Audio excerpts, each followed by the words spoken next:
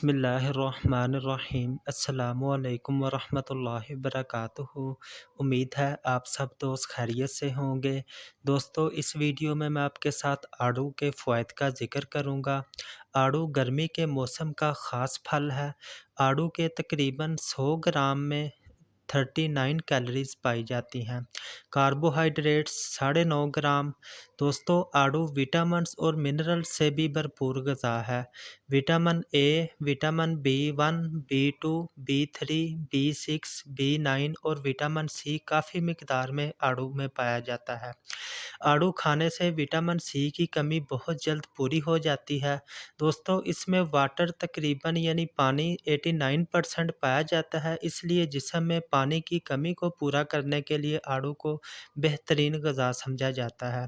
दोस्तों, आड़ू चाइना का मखसूस फल है। चाइना से ही आहिस्ता आहिस्ता पूरी दुनिया में फैला और अब दुनिया के बहुत से ममालिक में आड़ू की काश्त की जाती है।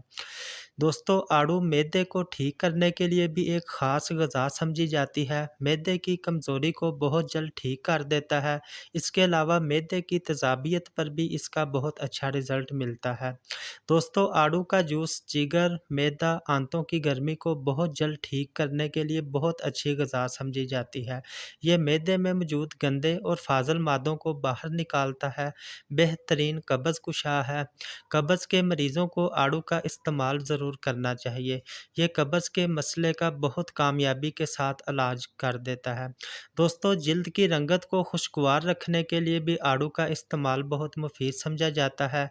चेहरे से कील, महारसों और छाइयों का खात्मा करता है। जिन दोस्तों का वज़न बहुत ज़्यादा बढ़ा हुआ हो, इनको भी आड़ू का ज़रूर इस्तेमाल करना चाहिए। इसके इस्तेमाल से बढ़ा हुआ वज़न बहुत तेज़ी से कम हो जाता है। दोस्तों, उम्मीद है हमारी वीडियोज़ आपके लिए फ़ायदेमंद साबित होंगी। मज़ीद इस तरह की इन्फॉर्मेटिव वीडियोज़ देखने के लिए हमारे चैनल को सब्सक्राइब करें। हमारी वीडियो को लाइक और शेयर कर दिया करें। Thank you. अल्लाह हाफ़िज़।